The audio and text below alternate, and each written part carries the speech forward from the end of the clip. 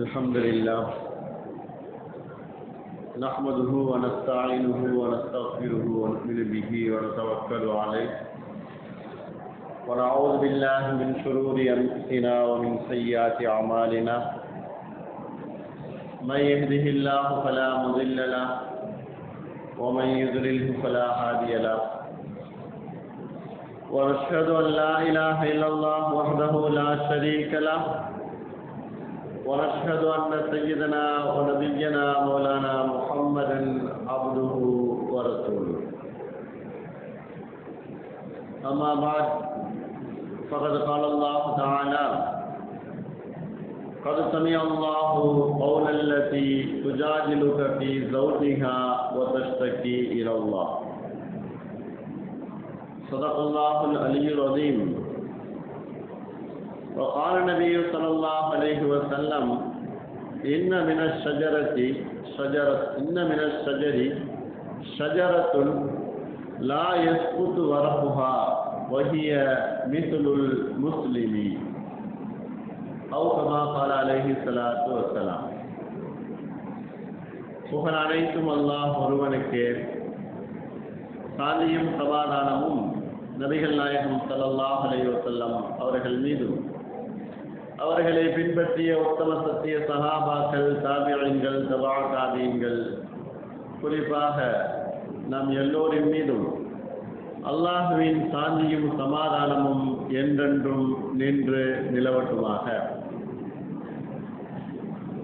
அல்லாஹ் நம்முடைய சகல காரியங்களையும் முழுமையாக பொறுப்பேற்று நமக்கு சாதகமான முறையிலே அல்லாஹ் அந்த காரியங்களை ஆக்கி அருள் புரிவானாக.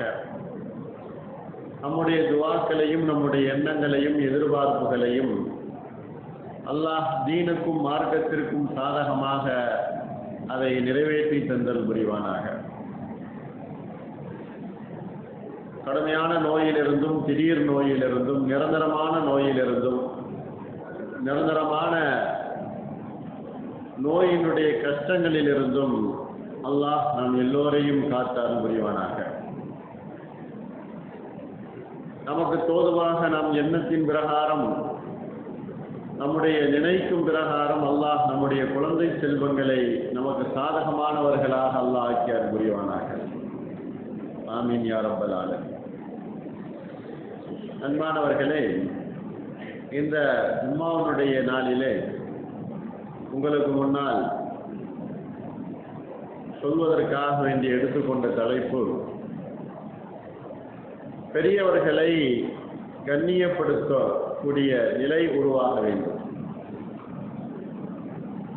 மூத்தவர்களை மதிக்க வேண்டும், அதே போல மூத்தவர்கள் சிறுவர்கள் மீது அன்பாக நடந்து கொள்ள வேண்டும். இதுதான் இன்றையினுடைய தலைப்பு. ஏன், என்ன அவசியம் இந்த தலைப்பிற்கு? இன்றைய காலகட்டத்திலே, இந்த சூழ்நிலையிலே வயது மூத்தவர்களை மதிக்காமல், அது மட்டுமல்ல அவர்களை ஏசுவதும் பேசுவதும், அவர்களை இன்னும் கேவலப்படுத்துவதும் இன்றைக்கு சர்வசாதாரணமாக நடந்து கொண்டிருக்கக்கூடிய விஷயம். மூத்தவர்களை எந்த விதத்திலும், எப்படிப்பட்ட சூழ்நிலையிலும் அவர்களை சிறியவர்கள் இழிவுபடுத்துவதோ, கேவலப்படுத்துவதோ, மரியாதை குறைவாக நடத்துவதோ ஒருபோதும் இஸ்லாம் அதை ஏற்றுக்கொள்ளாது. இஸ்லாத்தை பொறுத்தவரை முஸ்லிம்கள் வயதிலே மூத்தவர்களாக இருந்தால் அவர்களுக்கு கண்ணியம் கொடுக்குதல், அவர்களுடைய பேச்சுக்கு மரியாதை கொடுக்குதல், அதை செய்ய முடியாவிட்டாலும் கூட அவர்களுடைய பேச்சை காதாழ்த்தி கேட்குதல் அப்படிங்கிறதை இஸ்லாம் வலியுறுத்துகிறது. அது இன்றைக்கு மிகவும் குறைந்து போயிருக்கக்கூடிய சூழ்நிலையின் காரணமாகத்தான் அடிக்கடி அவ்வப்போது அதிகமான நேரங்கள் இதை பற்றி பேசக்கூடிய, சொல்லக்கூடிய, வலியுறுத்தக்கூடிய ஒரு சூழ்நிலை இன்றைக்கு ஏற்பட்டிருக்கிறது. பெரியவர்களை மதிக்காத சமூகம், வாரிசுகள் உருவானால் தோல்வியை தழுவக்கூடிய நிலைதான் ஏற்படும். அனுபவஸ்தர்களையும் வாழ்க்கையில முதிர்ச்சி அடைந்தவர்களையும் அவர்களுடைய அனுபவங்களையும் கேட்காத ஒரு சமூகம் உருவாகிறது அப்படின்னு சொன்னா, அப்படி வாரிசுகள் உருவாகிறார்கள் என்று சொன்னால், அப்படி இருக்கும் பொழுது அந்த சமூகத்தினுடைய நிலைமை வெற்றியாகவோ முன்னேற்றமாகவோ ஒரு வளர்ச்சியுள்ள சமூகமாகவோ அது இருக்காது. ஒரு காலத்திலே கற்றுத்தரக்கூடியவர்கள் ஆசிரியர்களாக இருந்தார்கள், பெற்றோர்களாக இருந்தார்கள், மூத்த குடிமக்களாக இருந்தார்கள். கற்றுத்தரக்கூடியவர்கள் எது வேணாலும் இருக்கட்டும், கல்வியோ பகுத்தறிவோ அல்லது அனுபவமோ, இது அப்படிப்பட்டவர்களிடத்திலிருந்து கிடைத்துக் கொண்டிருந்தது. ஆனால் இன்றைக்கு அது சர்வசாதாரணமாக கையில் இருக்கக்கூடிய இந்த மொபைல்களிலே கிடைக்கிறது. அது எங்கிருந்து கிடைக்கிறது? யார் அறிவுரை கூறுகிறது? இந்த சொல்லை யார் சொல்லுகிறார்கள் என்பதெல்லாம் தெரியாது. ஏதோ வாய்ஸ் கிடைக்கிறது, ஏதோ ஒருவர் சொல்லுகிறார், அதன் பிரகாரம் நான் செயல்படுகிறேன் அப்படின்னு தான் இன்றைக்கு இருந்து கொண்டிருக்கிறது. நபி ஸல்லல்லாஹு அலைஹி வஸல்லம் அவர்கள் சொன்னார்கள், இமாம் அவர்கள் இதை பதிவு செய்கிறாங்க,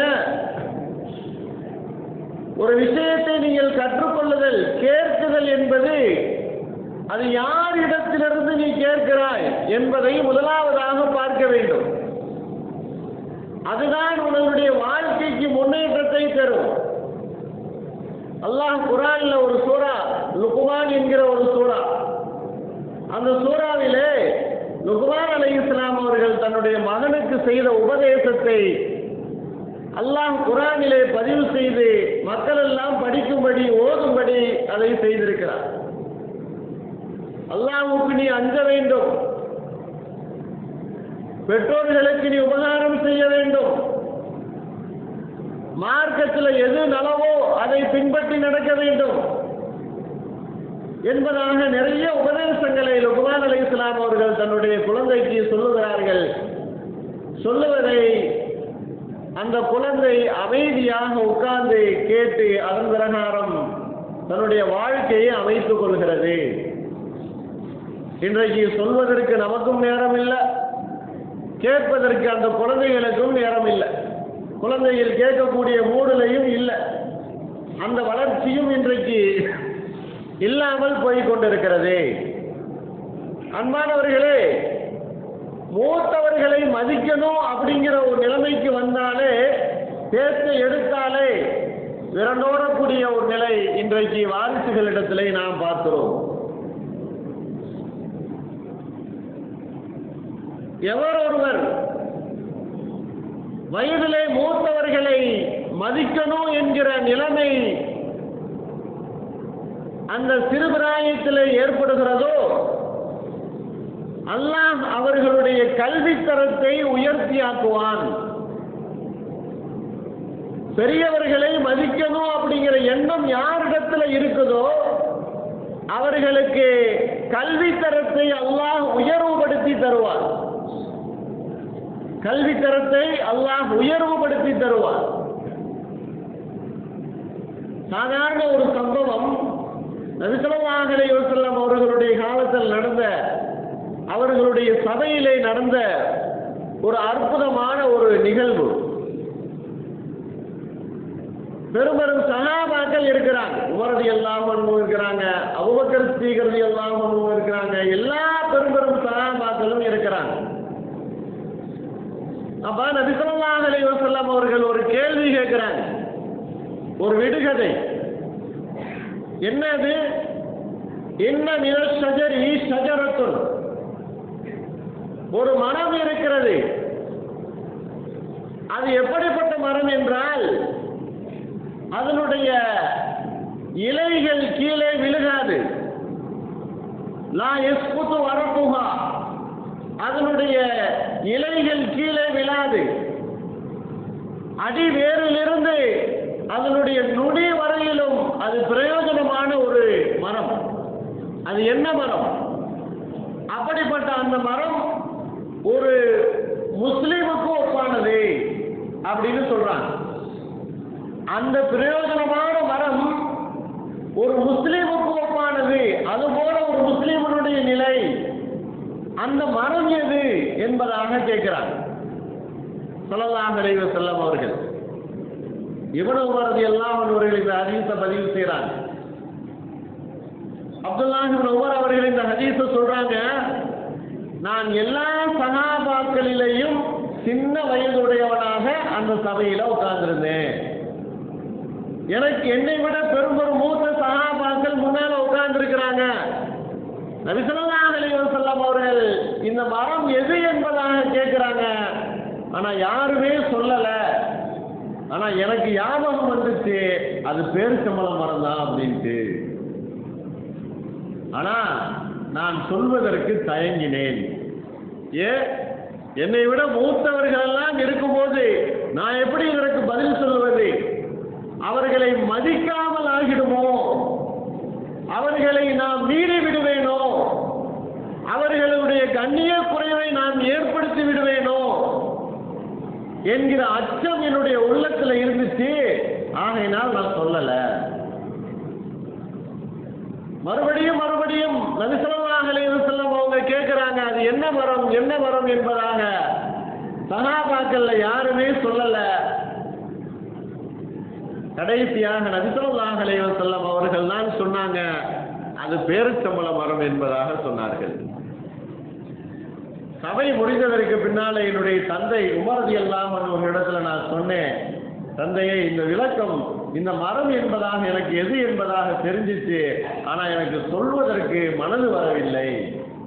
இவ்வளவு பெரும் சஹாபாக்கள்லாம் உட்கார்ந்து இருக்கும் போது நான் எப்படி வாயை திறப்பது அப்படின்ட்டு நான் இருந்து விட்டேன். உமர் ரலியல்லாஹு அன்ஹு சொல்கிறார்கள், மகனை பார்த்து, நீ சொல்லி இருந்தால் நன்றாக இருந்திருக்கும், நீ சொல்லி இருந்தால் எனக்கு மிகவும் சந்தோஷப்பட்டிருப்பேன் நானு அப்படின்னு சொல்றாங்க. அன்பானவர்களே, ஒரு சபையில உட்கார்ந்து இருக்கும் பொழுது நபி ஸல்லல்லாஹு அலைஹி வஸல்லம் அவர்கள் கேட்கக்கூடிய அந்த கேள்விக்கு பதில் தெரியும்.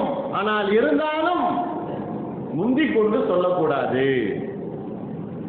நம்முடைய விஷயத்தை நாம் சற்று கவனித்து சுருக்கியே நாம் வைத்திருக்க வேண்டும் என்பதாக அந்த பெருமக்கள் நினைத்தார்கள். அல்லாஹ் அவர்களுடைய அறிவை உயரச் செய்தான். இன்றைக்கு இப்னு உமர் ரலியல்லாஹு அன்ஹு அவர்களுடைய ஹதீஸ்கள் நாம் கிதாபுகள்ல பார்க்கிறோம். ஆயிரக்கணக்கான ஹதீஸ்கள் அவர்கள் அறிவித்த ஹதீஸ்கள். எவ்வளவு ஆழமான அறிவை அல்லாஹ் அவர்களுக்கு கொடுத்தான். பெரியவர்களை மதித்ததனால அல்லாஹ் கல்வி அறிவினுடைய கல்வி கண்களை திறந்து கொடுத்தான். பெரியவர்களை மதித்ததின் காரணமாக இன்றைக்கு பெரியவர்களை மதிக்கக்கூடிய சொற்கள் என்பதே இல்லை. யாராக இருந்தாலும் இன்றைக்கு மதிக்குதல் என்பது இல்லை. சொல்லை பேச்சை கேட்குதல் என்பது இல்லை. பெற்றோர்களாக இருந்தாலும், ஆசிரியர்களாக இருந்தாலும், மூத்தவர்களாக இருந்தாலும், அல்லது தந்தையுடன் பிறந்த பெரியவர்கள் சிறியவர்களாக இருந்தாலும் அவர்களுடைய பேச்சையும் கேட்காமல் இன்றைக்கு சமூகம் வளர்ந்து கொண்டிருக்கிறது என்பதனுடைய ஒரு கவலைக்கிடமான விஷயம். அல்லாஹ்வின் நல்லடியார்களே, இதை எப்படி சரி செய்வது? யாரிடத்துல கொண்டு போய் இதை நிப்பாட்டுவது? பள்ளிக்கூடங்களிலே, கல்லூரிகளிலே ஆசிரியர்களிடத்திலே போய் முறையிடுகிறோம். வீட்டில் பேசவே கேட்க மாட்டேங்கிறாங்க. இப்படியாவது சொல்லி அவனுக்கு அறிவுரை சொல்லுங்க. அல்லது யார் சொல்லிக் கொடுக்கிறார்களோ அவர்களிடத்துல வந்து சொல்லுகிறோம். இப்படியாக இன்றைக்கு யாரிடத்துல போய் சொன்னாலும் அதனுடைய பேச்சு என்பது இன்றைக்கு இருக்கக்கூடிய இளைஞர்களுக்கு மத்தியிலே அது மிகவும் கவனக்குறைவாகவும் சற்று மிகவும் தாழ்ந்து போகக்கூடிய நிலையையும் நாம் காணுகிறோம். அன்பானவர்களே, இதன் மீது நாம் சற்று அக்கறை உள்ளவர்களாகவும் கவலைப்படக்கூடியவர்களாகவும் இருப்பது மிக மிக அவசியமானதாக இருக்கிறது. அன்பானவர்களே, அல்லாஹ் எதை தன்னுடைய நபிக்கு சொல்லிக் கொடுத்தானோ அதையே மக்களுக்கு எடுத்து சொன்னார்கள். அதனுடைய வரிசையில தான் இந்த பெரியவர்களை மதிக்குதல் என்பது இருந்து கொண்டிருக்கிறது. அல்லாஹ் கண்டிக்கிறான். பெரியவர்களை மதிக்கணும் அப்படிங்கிற விஷயத்துல அல்லாஹ் யாருக்கு சொல்லுகிறான், எப்படி சொல்லுகிறான்? وَقَضَىٰ رَبُّكَ أَلَّا تَعْبُدُوا إِلَّا إِيَّاهُ وَبِالْوَالِدَيْنِ إِحْسَانًا. அல்லாஹ்வை ஒருவன் என்பதாக ஏற்றுக்கொண்டதற்கு பின்னால் நீங்கள் செய்யக்கூடிய கடமை உங்களுடைய பெற்றோர்களை நீங்கள் உபகாரம் செய்து அவர்களுடைய பேச்சை கேட்பது. இன்னொரு இடத்திலே சொல்லும் பொழுது அல்லாஹ் சொல்லுகிறான், வலா தகுல் லஹுமா உஃபின். அவர்கள் பேசுவது உங்களுக்கு பிடிக்கவில்லை, அதற்காக வேண்டி நீ சீ என்கிற வார்த்தையை உபயோகப்படுத்துகிறாய். அதை அல்லாஹ் குர்ஆன்ல சொல்லி காட்டுகிறான். அப்படி நீங்கள் சொல்லாதீர்கள். வலா தகுல் லஹுமா உஃபின். உஃப் என்று சொன்னால் அலட்சியமாக பெற்றோர்களுடைய பேச்சை கருதி கொண்டு போகுதல். அதுக்குதான் உப்பு என்கிற வார்த்தை. அவர்களுடைய பேச்சு அலட்சியமாக கருதல், ஏறிட்டு பார்க்காததை போன்று போகுதல், நீ அப்படித்தான் பேசிக்கொண்டுதான் இருப்பா என்பதாக சொல்லிக் கொண்டு போகுதல், வேற வேலை இல்லையா என்பதாக அவர்களை சொல்லிக் கொண்டு போகுதல். சர்வசாதாரணமாக இன்னைக்கு வாலிபர்கள் பெருசு வந்துருச்சு, பெருசு போயிருச்சு, அது என்ன சொல்லுச்சு அப்படிங்கிற வார்த்தைகள் எல்லாம் இன்றைக்கு உபயோகப்படுத்துவதை நாம் பார்க்கிறோம். அன்பானவர்களே, இது சமூகத்தில் நல்லதொரு ஆரோக்கியமான பேச்சாகவோ குணமாகவோ பண்பாகவோ இல்லை. மிகவும் கண்டிக்க தகுந்த ஒரு விஷயமாக இருக்குது. வளரக்கூடிய காலங்களிலே அந்த வளர்ச்சியிலே நடக்கூடிய அந்த செடி வளர்ச்சியிலேயே கண்காணித்து அதனுடைய அக்கம் பக்கத்து கிளைகளை வெட்டிவிட்டால் அது சீரோடு நேராக சரியாக வளர ஆரம்பிக்கும். இல்ல அது எப்படி வேணாலும் வளர்ந்துட்டு போகட்டும் அப்படின்னு சொன்னா அது வளருதல் என்பது மிகப்பெரிய சமுதாயத்துக்கும் மிகப்பெரிய கேடாக இருக்கும். குடும்பத்துக்கும் தெருவுக்கும் அது மிகப்பெரிய பிரச்சனையாக உண்டாகிடும். அன்பானவர்களே, இதை கருத்தில் கொண்டுதான் இன்றைக்கு நாம் மூத்தவர்களை மதிக்க வேண்டும், பெரியவர்களுடைய சொல்லை கேட்க வேண்டும். இன்னும் அல்லாஹ் அந்த ஆயத்தினுடைய வரிசையிலே சொல்லிக் கொண்டே வருவான். இப்படி நீங்கள் அல்லாஹ்விடத்தில் துஆ செய்ய உங்களுடைய பெற்றோர்களுக்காக வேண்டி, ரப்பிர்ஹம்ஹுமா, என்னை பெற்றெடுத்த அந்த பெற்றோர்களுக்கு அல்லாஹ் நீ இரக்கம் காட்டு. அவர்கள் நான் குழந்தையாக இருக்கும் பொழுது என் மீது அவர்கள் இறக்கப்பட்டார்கள், அதற்காக வேண்டி நீ அவர்களுக்கு இறக்கப்படு என்பதாக துஆ செய்யணும் அப்படின்னு அல்லாஹ் கற்றுத் தருகிறான். இதை நம்முடைய குழந்தைகள் எத்தனை பேர் செய்ய சொல்லி நாம் கூறியிருக்கிறோம், எத்தனை பேர் நமக்காக வேண்டி செய்கிறார்கள். உலகத்துல எல்லாத்தையுமே அல்லாஹ் பாகுபாடின்றி பார்க்கக்கூடியவன். ஒரு மனிதன் பிஸ்மில்லா சொல்லி சாப்பிட்டாலும் உணவு கொடுப்பான். அல்லாஹ்வுடைய நினைப்பே இல்லை, பிஸ்மில்லாவே சொல்லல, உணவு கொடுப்பான். தொழிலில் முழுக்க முழுக்க வட்டி வாங்கி தொழில் செய்கிறார், அல்லாஹ் கொடுப்பான். முழுக்க முழுக்க அல்லாஹ்வுடைய எண்ணமே இல்லை, பள்ளியினுடைய தொடர்பே இல்லை, அல்லாஹ் கொடுப்பான், செய்வான், எல்லா உபகாரத்தையும் செய்வான். ஆனால் நாம் ஒருத்தவருக்கு நீ செய்யவில்லை என்பதாக நாம் தண்டனை கொடுத்தோம் என்று சொன்னால் அல்லாஹ் பொறுக்க மாட்டான், கண்டிப்பான். இப்ராஹிம் அலைஹிஸ்ஸலாம் அவர்களுடைய அந்த ஹிஸ்டரி வரலாற்றில் கஸஸுன் நபியில ஒரு வரலாறு பதிவு செய்கிறாங்க. இப்ராஹிம் அலைஹிஸ்ஸலாம் அவர்கள் உலகிற்கே விருந்தாளி, விருந்தை நடைமுறைப்படுத்திய முதல் நபர் உலகத்துக்கே இப்ராஹிம் அலைஹிஸ்ஸலாம் அவர்கள். விருந்தாளி இல்லாமல் உணவு விருந்தாளிகளுடன் தான் உணவை சாப்பிடுவார்கள். அப்படிப்பட்ட இப்ராஹிம் அலைஹிஸ்ஸலாம் அவர்கள் சாப்பாடு ரெடியா இருக்கு, அன்றைக்கு யாரும் விருந்தாளி வரல, எதிர்பார்த்து உட்கார்ந்து இருக்கிறான். ஒரு வயதானவர் வருகிறார், மிகவும் பசி, கடுமையான பசி. அவர் சாப்பிடுவதற்காக வேண்டி உட்கார சொல்லுகிறார்கள். சாப்பிட ஆரம்பிக்கும் பொழுது பிஸ்மில்லா சொல்லுங்க அப்படின்னு சொல்லி வற்புறுத்துகிறார்கள். ஆனால் அவர் அதை சொல்ல மறுக்கிறார். நான் மஜூசி, நான் நெருப்பை வணங்கக்கூடியவர், நான் சொல்ல மாட்டேன் என்பதாக சொல்லி மறுக்கிறார். அல்லாஹ்வுடைய பெயர் சொல்லல அப்படின்னு சொன்னா உனக்கு உணவு இல்லை என்பதை போன்று பேசுகிறார்கள். அவர் பசியோடு எழுந்திருத்து வெளியிலே சென்று விடுகிறார். அல்லாஹ் உடனே எச்சரிக்கை செய்கிறான். 70 வருடங்கள் அவருக்கு நான் உணவு கொடுத்தேன், ஒரு தடவை கூட பிஸ்மில்லா சொல்லல.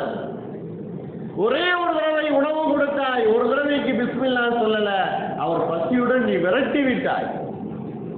அல்லாஹ் எச்சரிக்கை செய்யும் போது அவரை ஓடோடி தேடி மறுபடியும் உணவு கொடுத்ததாக அந்த வரலாற்றிலே பதிவு செய்கிறாங்க. அவர் அந்த மனிதர் இந்த விஷயத்தை கேள்விப்பட்டு அவர் இஸ்லாத்தை ஏற்றுக்கொண்டார் என்பதாகவும் பதிவு செய்கிறார்.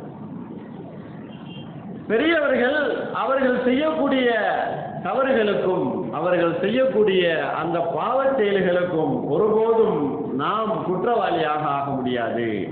ஆனால் அவர்களுக்கு கொடுக்கக்கூடிய கண்ணியத்தில் எந்த ஒரு குறையும் நம்ம வைக்கக்கூடாது. உமர் ரலியல்லாஹு அன்ஹு அவர்கள் ஒரு தடவை வழியிலே சென்று கொண்டிருக்கக்கூடிய அந்த சமயத்தில் ஒரு வயதான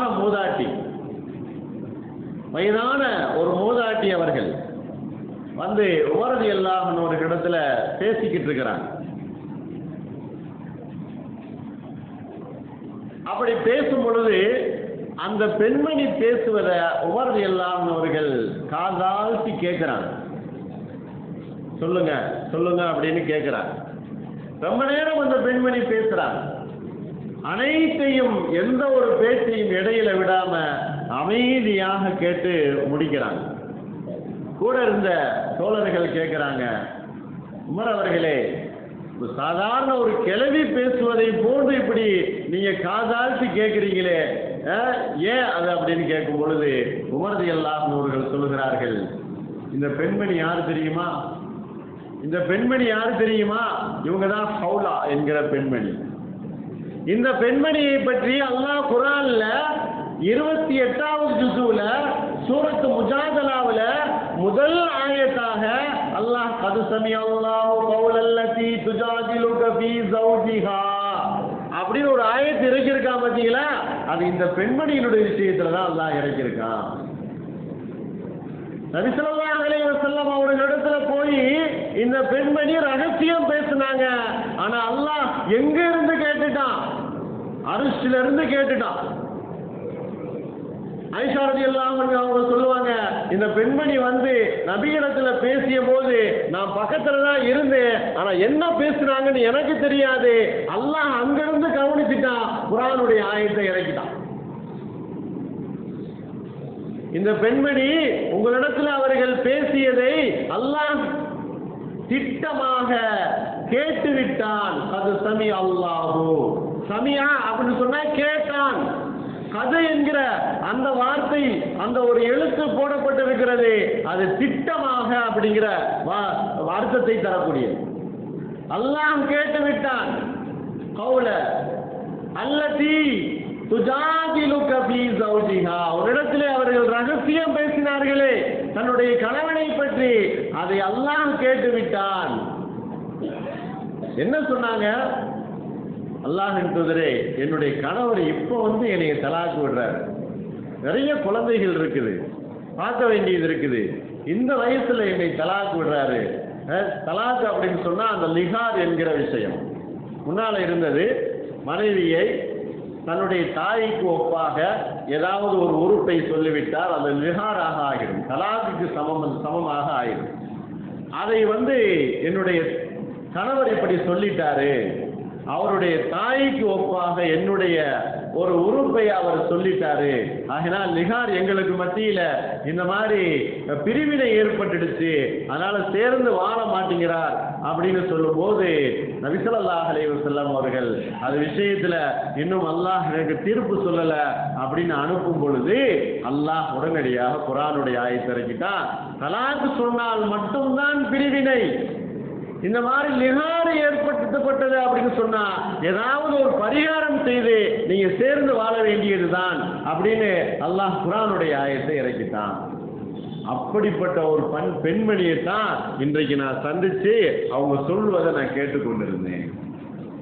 உமர் ரலியல்லாஹு அன்ஹு அவர்கள் சொல்கிறார், அன்பானவர்களே, இன்றைக்கு பெரியவர்கள் நல்ல விஷயங்களை எடுத்து சொல்லக்கூடியவர்கள் அவர்களை கூட இன்றைக்கு மதிக்காத ஒரு சூழ்நிலை இன்றைக்கு நாம் பார்த்து கொண்டிருக்கிறோம்.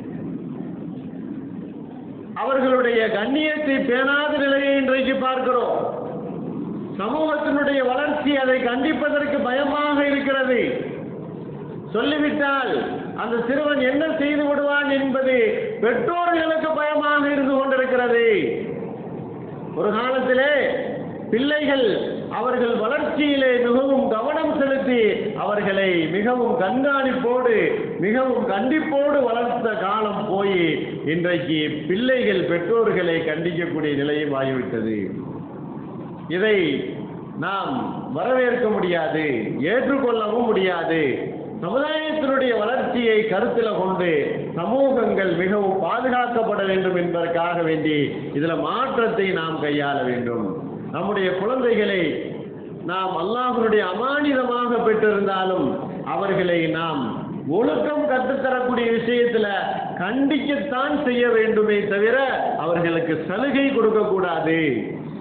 பண்பாடுகள், ஒழுக்கங்கள், நல்ல பழக்க வழக்கங்கள் இது விஷயத்துல நாம் கற்றுக் கொடுக்கக்கூடிய விஷயத்துல கண்டிப்பை காட்டுவதில் நாம் பின்வாங்க கூடாது.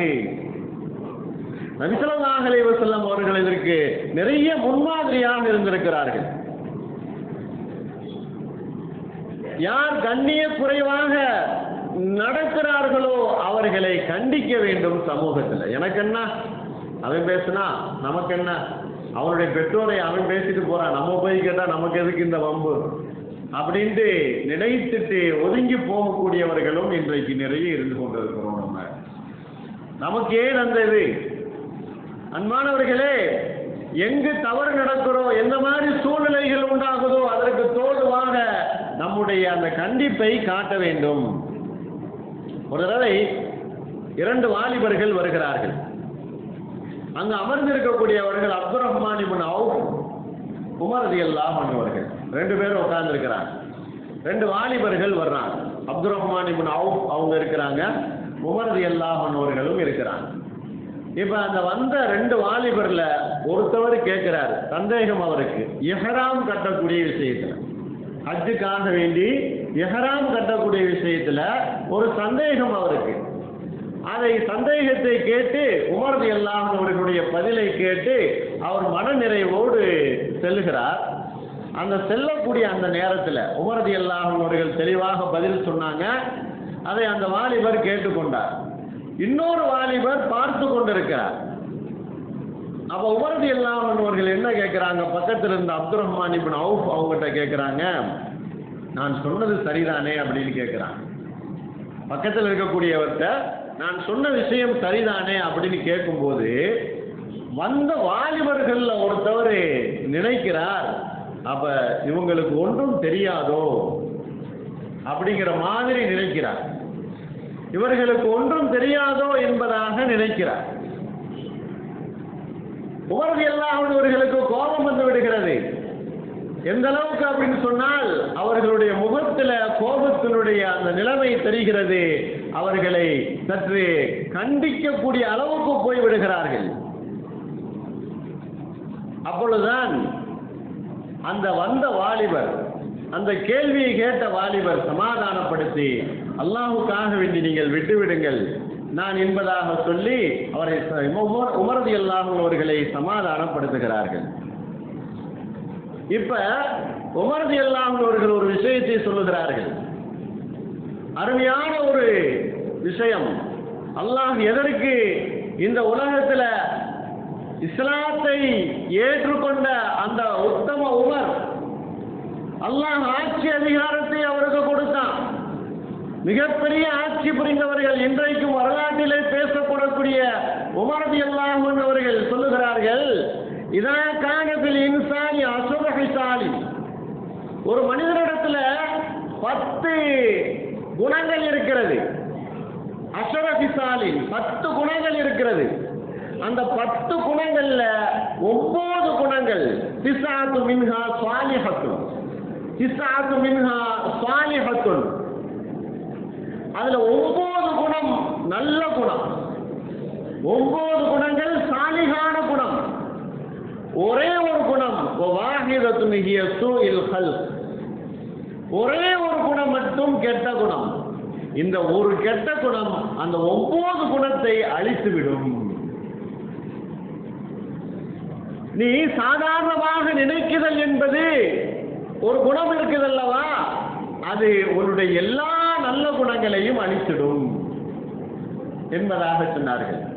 அன்பானவர்களே, இது நம்முடைய குழந்தைகளிடத்துல, வாலிபர்களிடத்துல நிறையவே இருந்து கொண்டிருக்கு. நல்ல பழக்கமுடையவர்களாக இருக்கிறாங்க.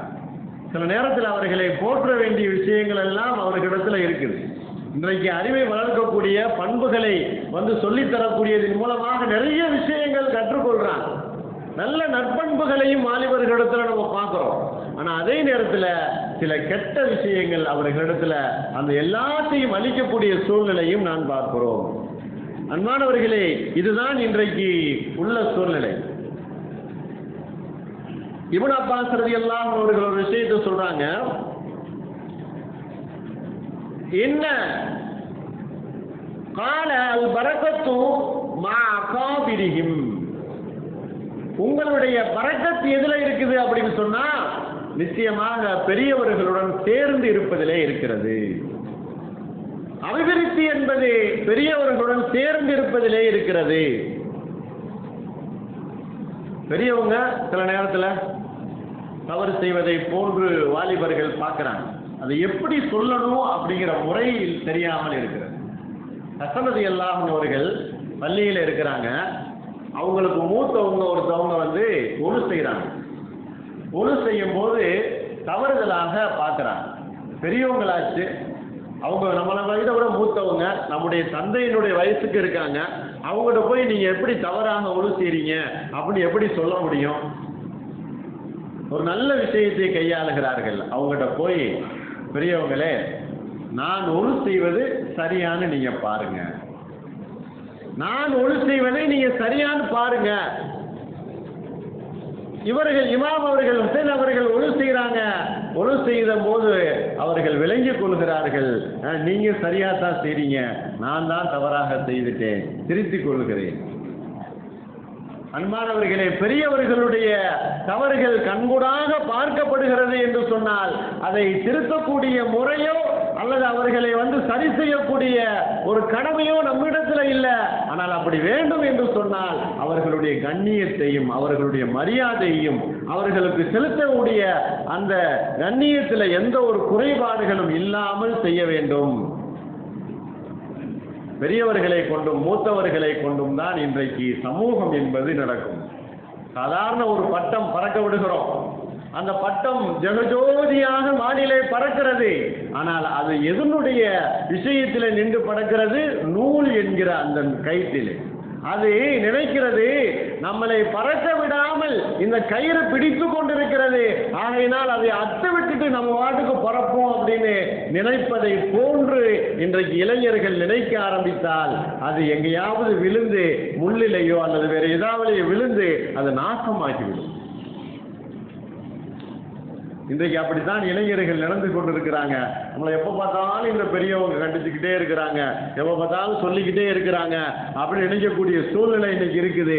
ஒரு பட்டத்தை போன்று விளங்க வேண்டும்.